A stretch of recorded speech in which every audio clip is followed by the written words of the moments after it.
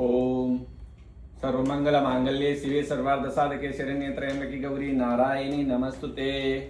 ఈరోజు జాతకంలో మనము సంపూర్ణ కాల సర్ప దోషము, సంపూర్ణ కాల సర్ప యోగము.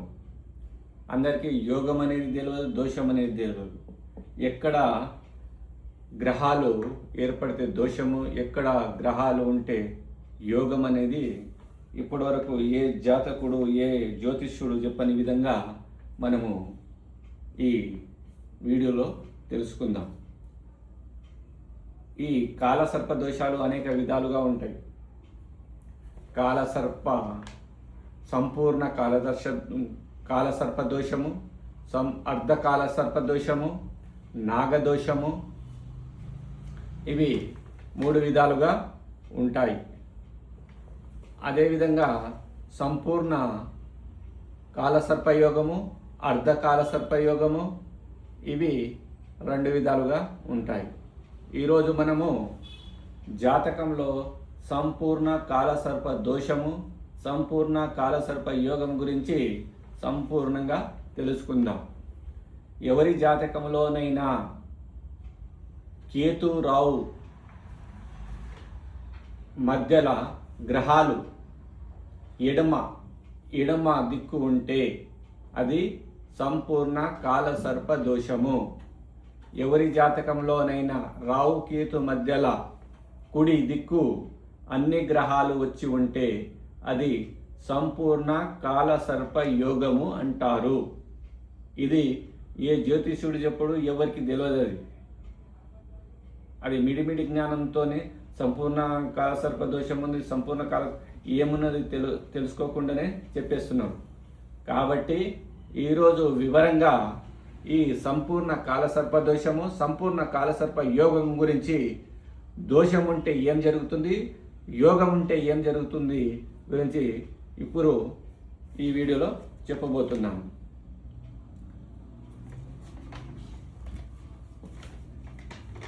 కేతు రావు మధ్యలో ఇక్కడ గ్రహాలు బుధ, రవి, గురు, కుజ, శుక్ర, చంద్ర, శని ఉన్నాయి. ఈ వ్యక్తి సంపూర్ణ కాల సర్ప దోషంలో జన్మించడం జరిగింది. ఈ వ్యక్తికి లేదన్నా పెద్ద 5-6 ఫ్యాక్టరీలు, 1000 మంది సిబ్బంది పనిచేసే అధిపతి ఈయన. 1000 కోట్లకు అధిపతి. కానీ కాలసర్ప దోషం ఉండడం వల్ల అన్ని గవర్నమెంట్ నుంచి అప్పులు తీయడం, బ్యాంకు నుంచి రుణాలు తీయడం వల్ల అన్ని నష్టాలు పోయి ఆ కంపెనీలన్నీ ప్రభుత్వము, బ్యాంకులు కబ్జా చేసుకొని ఇప్పుడు ఈ వ్యక్తి 40,000 శాలరీతో ఒక కంపెనీలో పనిచేస్తున్నాడు. అంటే ఇక్కడ అతనికి ధన నష్టం జరిగింది. ఈ సంపూర్ణ కాలసర్ప దోషం ఉంటే ధన నష్టం, ప్రాణహాని, జైల్వాసం ఉంటుంది. ఈ వ్యక్తికి రావు కేతుల మధ్య అన్ని గ్రహాలు ఎడమవైపే ఉన్నాయి. ఇక్కడ శుక్ర, శని, రవి, బుధ, కుజ, చంద్ర, గురు, రావు. ఈ వ్యక్తికి సంపూర్ణ కాలసర్ప దోషం ఉండడం వల్ల ప్రాణహాని, అంటే 33 ఇయర్స్కే ఈయనకు హార్ట్ అటాక్ వచ్చి మరణించడం జరిగింది. Sudden heart attack. ఇది కాలసర్ప దోషం. అదేవిధంగా జైల్వాసం ఉన్న వ్యక్తి కూడా ఉన్నాయి. అంటే మనకు సంపూర్ణ కాలసర్ప దోషం ఉంటే ధన నష్టము, ప్రాణహాని, జైల్వాసము ఏదో ఒకటి జీవితంలో ఉంటుంది. ఇది ఎందువల్ల వస్తుందంటే మన పూర్వీకులు లేదా మనము పూర్వజన్మలో పాములను చంపడం వల్ల, సర్పాలను చంపడం వల్ల ఈ దోషము వచ్చి పడుతుంది. అదేవిధంగా సంపూర్ణ కాలసర్ప యోగము, సంపూర్ణ కాలసర్ప యోగం రావు కేతులు మధ్య కుడివైపు అన్ని గ్రహాలు ఉంటే సంపూర్ణ కాలసర్ప యోగం అంటారు. కుజ, గురు, బుధ, శని, రవి, శుక్ర, చంద్ర ఈ అన్ని గ్రహాలు రావు కేతువులు ఎడమ కుడివైపు ఉన్నాయి. కాబట్టి ఈమె అమృత ప్రీతం అంటే హిందీలో ఆమె రచయిత్రి, గాయని, చాలా ఫేమస్ గాయని. ఆమె 1911లో ఏమో జన్మించడం జరిగింది. ఈమె చాలా ఫేమస్ కవిత్రి, రచయిత్రి. అదేవిధంగా రావు కేతు మధ్య అన్ని గ్రహాలు ఉన్నాయి. గురు, రవి, బుధ, కుజ, శుక్ర, చంద్ర, శని ఈ అన్ని గ్రహాలు కుడివైపు ఉన్నాయి. కాబట్టి ఏ వ్యక్తి అయితే సంపూర్ణ కాలసర్ప యోగంతో జన్మిస్తాడో కీర్తి ప్రతిష్ట, అనేక జన సమూహాలకు అధినేతగాను, రాజకీయవేత్తగాను, ఏ రంగానికి ఎంచుకుంటే ఆ రంగంలో ముఖ్య వ్యక్తిగాను ఉంటాడు. ఇదే విధంగా ఈ జాతకము మన మెగాస్టార్ చిరంజీవి గారి జాతకం. ఇది సంపూర్ణ కాల సర్ప యోగంలో ఉంది ఆయన జాతకము. అదేవిధంగా ఈ జాతకం కేతు, రావు కుడివైపు అన్ని గ్రహాలు ఉన్నాయి. రవి, బుధ, శని, శుక్ర, కుజ, గురు, చంద్ర ఈ గ్రహాలు ఉండడం వల్ల సంపూర్ణ కాలసర్పయోగంలో ఉంది. ఈ జాతకము మన డొనాల్డ్ ట్రంప్, మన అమెరికా అధ్యక్షుని, ఎవరి జాతకంలోనైనా కుజుడు 1, 2, 3, 4 దృష్టితో చంద్రుని చూస్తున్నాడు. చంద్రునితో రవి కుజుడు కలవడము, లేదా కుజుని దృష్టి చంద్రునిపై ఉండటం రాజకీయవేత్తగా వాళ్ళు వెతుకుతారు, రాజకీయవేత్తగా రాణించడం జరుగుతుంది. అదేవిధంగా మన మెగాస్టార్ చిరంజీవి గారి జాతకాన్ని పరిశీలిస్తే కుజగ్రహానికి చంద్రగ్రహానికి ఏ సంబంధము లేదు, దృష్టి కానీ కలయిక కానీ లేదు. కాబట్టి ఇక్కడ ట్రంప్ జాతకంలో 1, 2, 3, 4 కుజుడు 4వ చూపు తన దృష్టితో చంద్రుని చూడడం, చంద్రుడు కుజుని రాశిలో ఉండడము, అదేవిధంగా కుజుడు సింహము, నేను రాజకీయవేత్తల జాతకం చెప్పినప్పుడు కుజుడు సింహము, వృచ్చికము, మకరము, మేషంలో ఉంటే ఆ జాతకులు రాజకీయవేత్తగా రాణిస్తారని చెప్పడం జరిగింది. ఇక్కడ అటాచ్ అయింది ఇక్కడ. అదేవిధంగా మనం మెగాస్టార్ చిరంజీవి గారిని జాతకాన్ని పరిశీలిస్తే ఇక్కడ కుజగ్రహానికి చంద్రగ్రహానికి సంబంధము లేదు, కాబట్టి రాజకీయంగా రాణించలేదు. ఇది సంపూర్ణ కాలసర్ప యోగం, ఇది సంపూర్ణ కాలసర్ప దోషం. అదేవిధంగా అర్ధకాల సర్ప దోషమని, అర్ధకాల సర్ప యోగమని కూడా ఉంటుంది. అంటే రావుకేతుల మధ్య అన్ని గ్రహాలుండి ఒక గ్రహము రావుకేతుల నుంచి ఇక్కడ బయట ఉంటే దాన్ని అర్ధకాల సర్పయోగము అంటారు. అదేవిధంగా ఇక్కడ అన్ని గ్రహాలు రావుకేతుల మధ్య ఉండి ఏదో ఒక గ్రహము బయట ఉంటే దాన్ని అర్ధకాల సర్పదోషం అంటారు.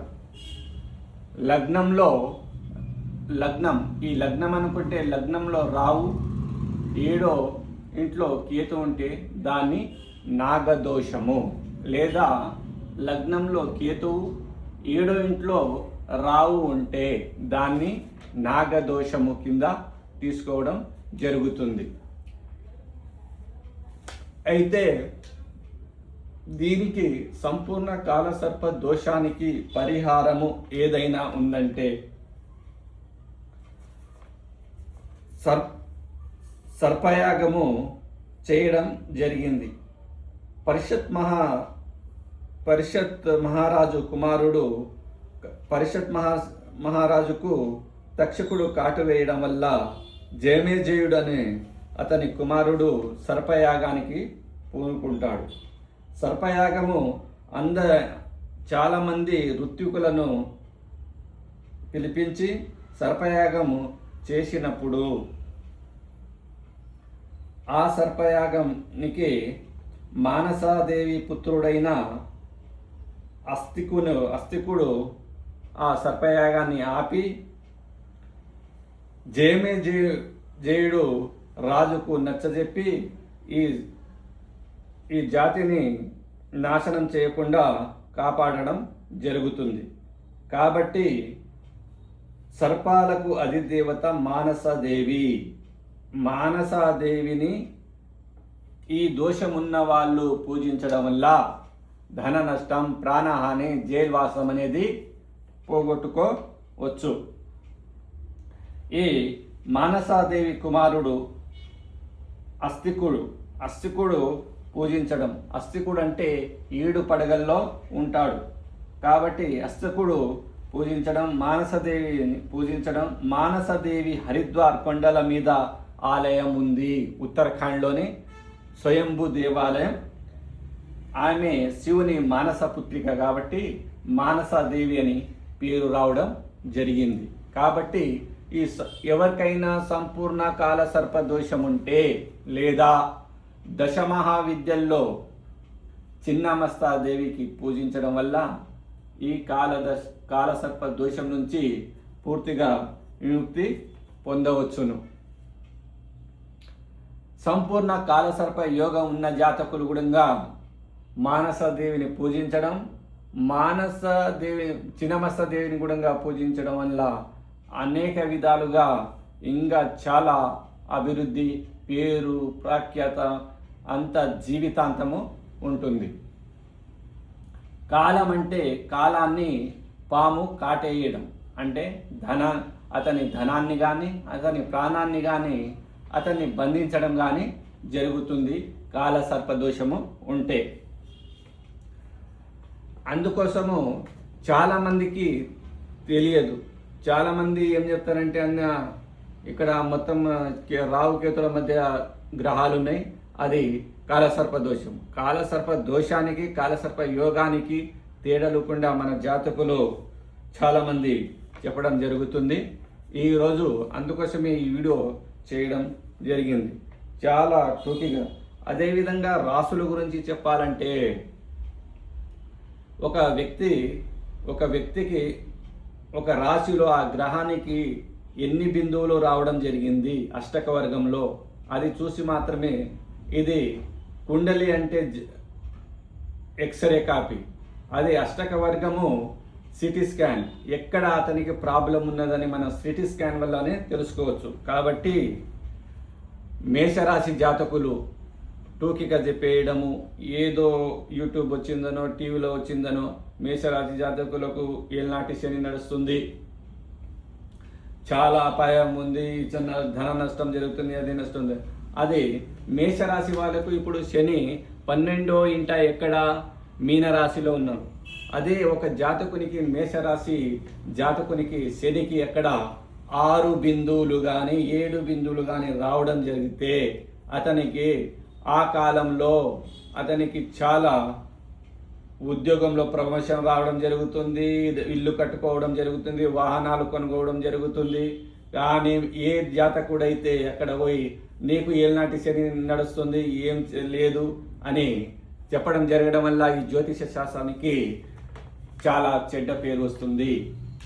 ఎవరి జాతకమైనా ఇండివిజువల్గా పరిశీలించే జాతకం చెప్పాలి. టోకేగా ఒక రాశిలో భారతదేశంలో 140 కోట్లలో ఒక రాశిలో 10 కోట్లు 15 కోట్ల మంది ఉంటారు. కాబట్టి ఒక 5 నిమిషాలకే లగ్నాలు మారిపోతూ ఉంటాయి, అష్టక వర్గాలు మారిపోతూ ఉంటాయి. కాబట్టి వ్యక్తిగత జాతకమే చెప్పాలి, కానీ అందరికీ టూకీగా ఈ రాశి వాళ్ళకు ఇది జరుగుతుంది, ఆ రాశి వాళ్ళకు అది జరుగుతుంది అని చెప్పడం చాలా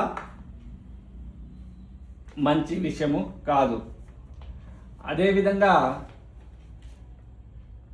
ఇప్పుడు వృషభ రాశి వారికి 11వ ఇంట్లో శని ఉన్నాడు, పట్టిందల్లా బంగారం. అదే వృషభ రాశికి తన జన్మంలో మీనంలో శనికి 1, 2, 3 బిందువులే వస్తే అతనికి ధన నష్టం, ప్రాణహాని, జైలు వాసం అనేది వస్తూ ఉంటుంది ధనం వల్ల. అవి తెలుసుకోకుండా మనము 11వ ఇంట్లో శని ఉన్నాడు, నీకు చాలా మంచి చేస్తాడనేది మూర్ఖత్వంతో కూడిన జ్యోతిష్యం. ఇది అందరూ పడ్డదని, యూట్యూబ్ వచ్చిందని, టీవీ వాళ్ళు వచ్చిందని అనేక మీడియాలు రావడం వల్ల ఇది చెప్పి జ్యోతిష్య శాస్త్రానికి చెడ్డ పేరు తేవడం జరుగుతుంది.